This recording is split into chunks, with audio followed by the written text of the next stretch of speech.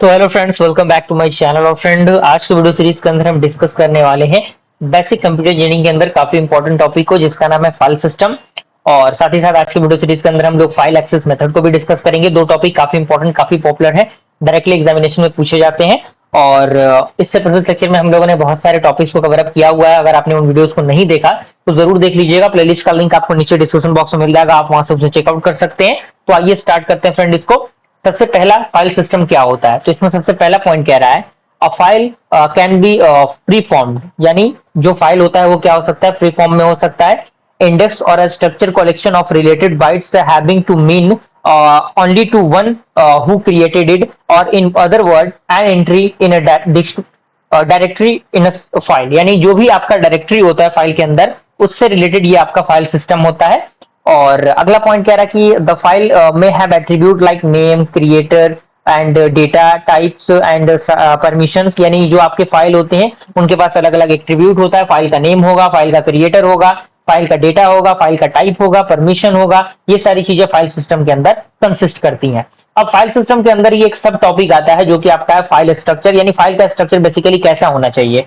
तो इसमें कह रहा है कि a file has various kind of structure, some of them can be, यानी जो आपके फाइल्स होते हैं उनके अलग अलग तरीके हैं जो अलग अलग स्ट्रक्चर में हो सकते हैं। जिसमें सबसे पहला आपका आता है simple record structure with lines of fixed और वेरिएबल लेंथ, यानी जो आपका कह सकते हैं कि फाइल का जो लेंथ होगा, जो वेरिएबल का लेंथ होगा, वो कहीं ना कहीं फिक्स होगा और उसका एक स्ट्रक्चर फिक्स होगा जो कि सिंपल होगा। अगला आपका है कॉम्प्लेक्स स्ट्रक्चर, यानी किसी फाइल का जैसे लाइक फॉर्मेटेड डॉक्यूमेंट और रीलोडेबल लोड फाइल्स, यानी जो आपके कॉम्प्लेक्स फाइल्स होते हैं जो कि जो आपके रीलोडेबल प्रोसेस होते हैं उसके अंदर कंसिस्ट करते हैं। और अगला आपका है no definite structure like a sequence of word and bytes etcetera, यानी कोई भी सीक्वेंस ना हो, और जैसे वर्ड्स की हम बात करें, बाइट्स की बात करें।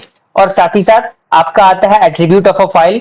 तो जो फाइल्स होते हैं उनके पास फॉलोइंग एट्रीब्यूट्स होते हैं। जैसे हम बात करें नेम, तो नेम क्या है? एक एट्रीब्यूट है and it is only information which is in human readable form, यानी जो ह्यूमंस होते हैं उनके अंडरस्टैंडिंग के लिए नेम दिया जाता है कि जो हम जो यानी जो हम इन चीजों को यूज कर रहे हैं वो हम इनका मतलब अच्छी तरीके से समझ पाए।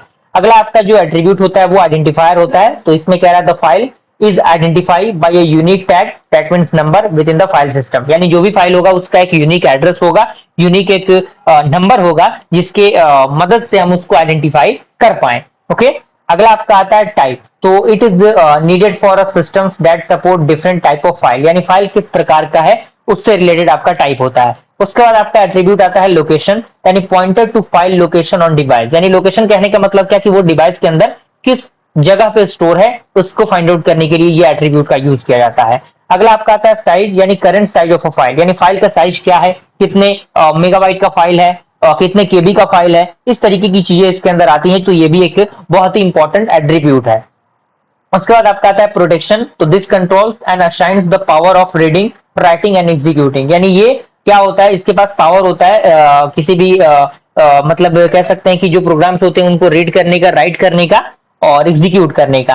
एंड लास्ट आपका आता है जो आपका एट्रीब्यूट होता है वो आता है आपका time, date and user identification, and this is the data for protection, security and user monitoring, यानी जो भी आपका डेटा होता है उसको प्रोटेक्ट करने के लिए, उसको सिक्योरिटी प्रोवाइड करने के लिए ये सारी चीजें, ये सारे आइडेंटिफायर्स जो होते हैं, जो एट्रीब्यूट्स होते हैं, इनका यूज करते हैं। क्लियर? तो मुझे पूरी उम्मीद है कि ये चीजें आपको अच्छी तरीके से समझ में आ गई होंगी।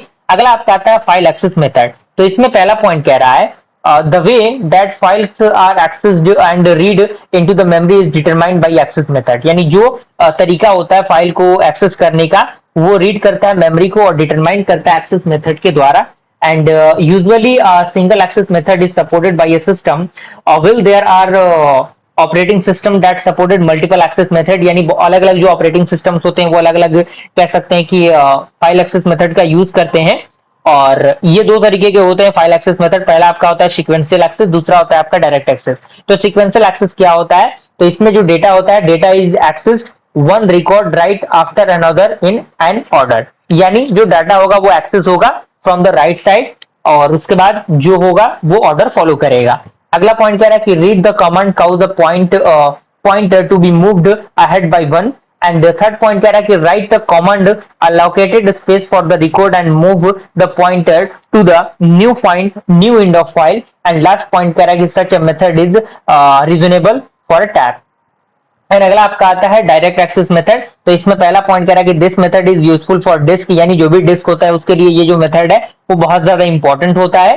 एंड अगला पॉइंट कह रहा है कि the file is view as a numbered sequence or blocked or records, यानी ये जो फाइल होते हैं उसमें हम नंबर सीक्वेंस को देख सकते हैं, जो ब्लॉक्स ऑफ रिकॉर्ड्स होते हैं उनको हम देख सकते हैं। And there are no restrictions on which blocks are read and written, यानी यहाँ पे कोई भी रिस्ट्रिक्शन नहीं होता कि कौन से जो ब्लॉक्स होंगे वो रीड किए जाए या फिर उसको लिखा जाए। And it can be done by any order, यानी वो किसी भी ऑर्डर में कंप्लीट हो सकता है। और अगला पॉइंट कह रहा है कि the user now say read n and rather than read next, यानी जो यूजर है अगर रीड एन लिखेगा उसका मतलब वो समझ जाएगा कि उसका जो नेक्स्ट प्रोसीजर है उसको रीड करना है। जहां पे एन क्या है, n is the number related to the beginning of the files and not relative to an absolute physical disk location. Okay, और लास्ट आपका आता है इंडेक्स सीक्वेंशियल एक्सेस। तो it is built on top of sequential access, यानी ये जो sequential आपका access होता है उसके हमेशा टॉप पे डिक्लेयर किया जाता है।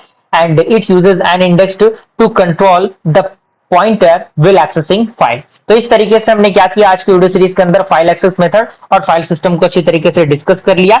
जल्द मिलते हैं ऐसे इंटरेस्टिंग वीडियो के साथ, तब तक के लिए थैंक यू।